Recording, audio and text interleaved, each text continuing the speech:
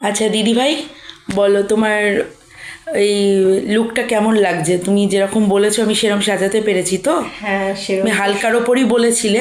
হ্যাঁ, হ্যাঁ, first time আমার কাছে করলে তুমি মেকআপ। আমি মনে হয় বিয়ের পর এই প্রথম আবার মেকআপ করালে তুমি আমাকে।